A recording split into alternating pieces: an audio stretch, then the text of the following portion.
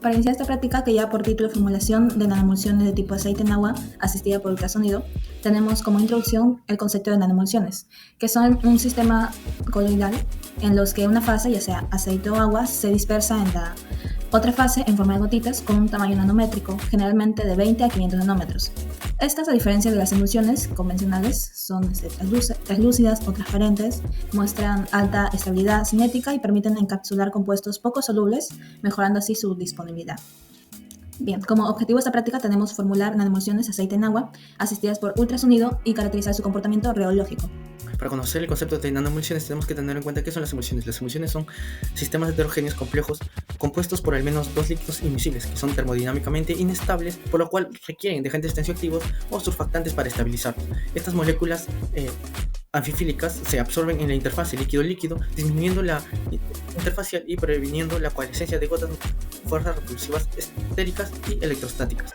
Por otra parte, las nanomulsiones son un tipo particular por su característica de su pequeño tamaño de 20 a 500 nanómetros, que a diferencia de las macromoléculas que son más grandes, las nanomulsiones son ópticamente transparentes o translúcidas porque el tamaño de sus gotas son significativamente menor a la longitud de onda de la luz visible, aunque poseen alta estabilidad cinética, lo que significa que son más resistentes a la separación de las fases.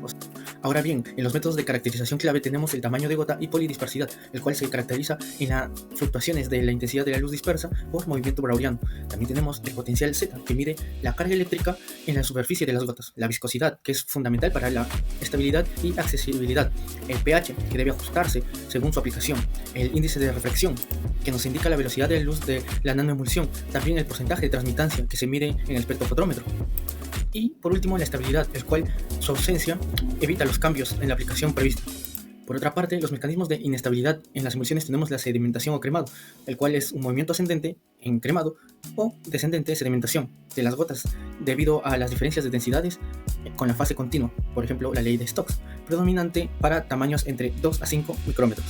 También tenemos la floculación, que es una agregación reversible de gotas que mantienen su identidad formando clústeres, y coalescencia, que es una fusión irreversible de dos o más gotas para formar una más grande y romperse. Y también una maduración de Ostwald, el cual es un crecimiento de gotas grandes a expensas de pequeñas, debido a la mayor solubilidad de estas gotas que son más pequeñas. Por otra parte, tenemos métodos de formulación, por ejemplo el método HLB, que significa balance hidrofílico lipofílico, propuesto por Griffin en 1949.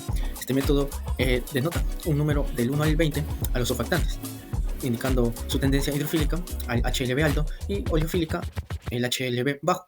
También tenemos el método PIT, que utiliza la variación de la temperatura para una inversión espontánea y obtención de nanoemulsiones en una fase deseada. Ahora bien, un mecanismo de nanoemulsión por ultrasonido refleja mayormente el efecto de cavitación acústica, el cual las intensas ondas ultrasónicas generan burbujas microscópicas en el líquido que crecen y colapsan violentamente, o mayormente como se llama, implosionan. Esto produce ondas de choque, microchorros y fuerzas de cizallamiento extremas que fragmentan las gotas de la fase dispersa a tamaño nanométrico. Ya, bueno, continuando con la parte de materiales, tenemos el agua destilada, que vendría a ser la fase continua. También tenemos el aceite vegetal o esencial. Algunos ejemplos son el de aceite de girasol, oliva, coco, soya, maíz, de lavanda, uva, como algunos que nos mostraron en práctica, en el laboratorio de práctica. En este caso, el que usamos fue el aceite de la uva, y este vendría a ser la fase dispersa. Luego tenemos a los surfactantes, que algunos ejemplos de este son el PIN 80, lectina y otros según el HLB. En el caso de la práctica usamos el PIN 80. Luego tenemos los cosurfactantes, que son opcionales, y algunos ejemplos podría ser el alcohol cetílico y el etanol. Ya, bueno, continuando, tenemos la parte que vendría a ser los equipos que usamos en el laboratorio. El primero que menciono acá es el sonificador de alta energía. Luego tenemos el actor magnético con calentamiento, el baño de hielo, que bueno, acá se controla la temperatura durante la sonificación. Luego tenemos la centrífuga, que sirve para pruebas de estabilidad acelerada. Luego tenemos el viscosímetro, que analiza propiedades reológicas. Luego tenemos el espectrofotómetro, el cual determina la transmitancia. Después tenemos el refractómetro, que mide el índice de reflexión, y también el potenciómetro, que controla el pH. También tenemos el microscopio óptico, que acá se observa agregados o gotas grandes. Metodología y ejecución. Primero, empezamos por la preparación de la fase acuosa. En este caso, medimos la cantidad deseada de agua destilada, que en este caso fue 100 mililitros, que es aproximadamente entre el 80 al 90% del volumen final de la nanoemulsión. Luego la calentamos de entre 40 a 50 grados Celsius en el agitador magnético, esto para facilitar lo que es la disolución de los componentes. Luego procedimos a la preparación de la fase oleosa. En este caso medimos o pesamos una cantidad adecuada de aceite, que en este caso fue aceite de uva, que es alrededor entre el 5 al 10% del volumen final de la nanoemulsión, y luego añadimos el emulsionante, que es el PIN 80. Luego se procedió a calentar lo que es la fase oleosa a la misma temperatura que la acuosa, entre 40 y 50 grados Celsius, que es para reducir la viscosidad y facilitar la emulsificación. Luego, para la formación de la preemulsificación, se añadió lentamente la fase oleosa a la fase acuosa, en este caso bajo agitación constante para formar una preemulsión. Luego, se agitó durante 10 a 15 minutos a baja velocidad en un agitador magnético para asegurar lo que es una mezcla homogénea. Como último paso, tenemos la emulsificación asistida por ultrasonido, la cual la emulsión antes obtenida la pasaremos por un sonicador por 10 minutos. Este sonicador lo que hará es, al tener ondas ultrasónicas, van a generar lo que son burbujas microscópicas, ¿no?, en el líquido, que van a crecer y colapsar violentamente. En este caso van a impresionar. Este colapso lo que hará es producir ondas de choque, ¿no?, ondas de choque, también microchorros y fuerzas de cizallamiento, que van a ser muy extremas, que van a fragmentar las gotas de la fase dispersa, lo que son a tamaños nanométricos, con ello obtener una nanoemulsión. Ahora, pasados los 10 minutos y ya haber obtenido la nanoemulsión, vamos a la evaluación de la misma, la cual será por diferentes métodos. Como primero, tenemos la evaluación del pH, el cual será midiendo por un potenciómetro. Como siguiente tenemos la viscosidad, el cual su mismo nombre para el equipo es el viscosímetro, ¿no?, la cual será fundamental para lo que es la estabilidad y aceptabilidad de la misma, ¿no?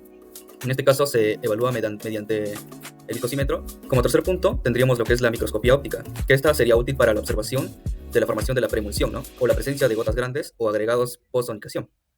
El cuarto método será la centrifugación, el cual primero verteremos 10 mililitros de la nanoemulsión en un tubo de centrifugación. Luego vamos a marcar la altura inicial de la emulsión para posteriormente centrifugarla a 5000 revoluciones por minuto, en este caso durante 30 minutos a temperatura ambiente. Luego observaremos visualmente si hay separación de las fases. Como quinto método será el índice de refracción, el cual será medido por un refractómetro. Como ello, compararemos con el índice de refracción de las fases, en este caso de la pura agua y aceite, para evaluar la homogeneidad con la nanoemulsión. Como sexto y último paso será medir el porcentaje de tramitancia, el cual primero vamos a diluir una pequeña alicuota de la nanoemulsión, en este caso 1 en 1000, con agua destilada si es muy concentrada, ¿no?, en este caso para asegurar que la absorbancia esté en el rango lineal del espectrofotómetro. Luego vamos a medir el porcentaje de tramitancia, ¿no?, en este caso a una longitud de onda visible, en este caso por ejemplo entre 200 a 700 nanómetros, utilizando lo que es el agua destilada como blanco, ¿no?, como primer paso. En esta práctica realizamos la formulación de una nanoemulsión de aceite de uva en agua destilada, y para ello usaremos dos surfactantes, uno que viene a ser el PIN 80 y la otra que viene a ser el SPAN 80, siendo el objetivo calcular el HLB requerido mediante la fórmula presentada.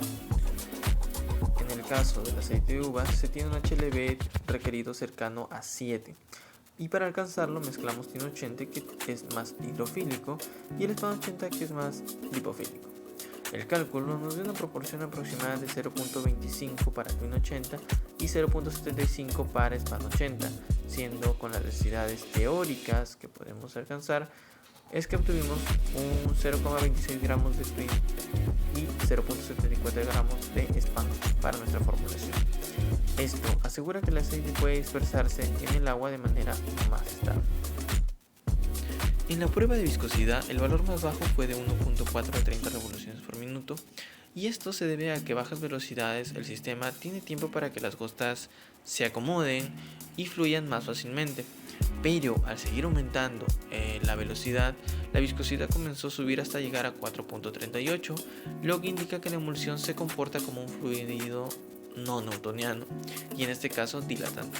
La guía que podemos observar en la gráfica, que forma casi una recta ascendente, nos muestra esa tendencia, y es que a mayor esfuerzo de corte, mayor resistencia al flujo, y esto sirve para entender cómo la emulsión responderá en procesos industriales o en aplicaciones, dado el caso, como por ejemplo al ser bombeada, mezclada o aplicada sobre la piel. Ahora vamos a ver la caracterización realizada por nuestras nanoemulsiones de aceite de uva. En el caso del agua destilada, para el nivel de pH se marcó 7.4 y tanto el aceite como la nanoemulsión quedaron 6.5. El 6.5 en el caso del aceite de uva son valores teóricos, por lo tanto quiere decir que se mantiene un sistema ligeramente ácido propio del aceite de uva y estamos dentro del promedio. En el caso de la tramitancia, el aceite de uva tuvo un valor teórico de 80%, y la nanoemulsión mostró entre 76 y 85%, que dicha pequeña diferencia se debe a la dispersión de la luz por las gotas de aceite, lo que confirma que se está formando una nanoemulsión. Por último, el índice de refracción, que en el agua fue de 1.33 y en el caso del aceite su valor teórico viene a ser de 1.40. La emulsión, en el caso de esta, fue 1.33, lo que indica que la emulsión tiene propiedades más hidrofílicas, parecidas al agua, quiere decir, lo que es típico en nanoemulsiones de aceite en agua.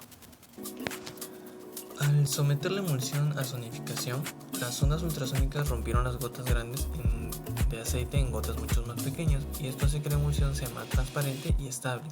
De esta manera se observa que en el microscopio las gotas están más dispersas, y después de la sonicación estas gotas se vuelven tan pequeñas que incluso dejan de distinguirse con claridad, lo que indica que estamos cerca de una nanoscala requerida, que debe ser dentro de 20 hasta 500.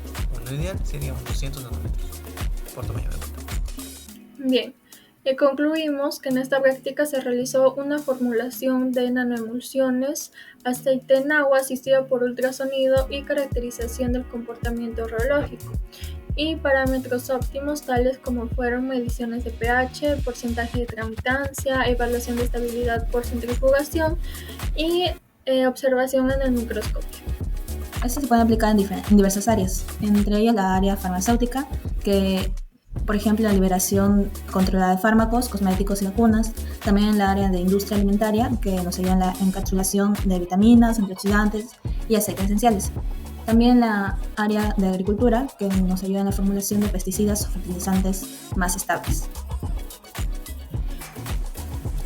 Una forma de innovar en esta práctica sería no solo quedarnos en la formulación básica, sino también pensar cómo mejorar dicha estabilidad, como por ejemplo con la funcionalidad de la nanoemulsión, utilizando cosurfactantes naturales como la lecitina de soya o extractos vegetales que hagan que la emulsión sea más biocompatible.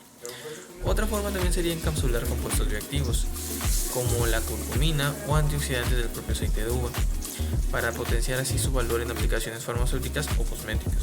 Y por último, claro está, que también se podrían usar tecnologías combinadas como la sonicación seguida de una homogenización a alta presión, y de esta manera obtener gotas que sean todavía más pequeñas y sistemas mucho más estables. De esta forma, el laboratorio empezaría una práctica que puede convertirse en un producto innovador con impacto real en la industria farmacéutica.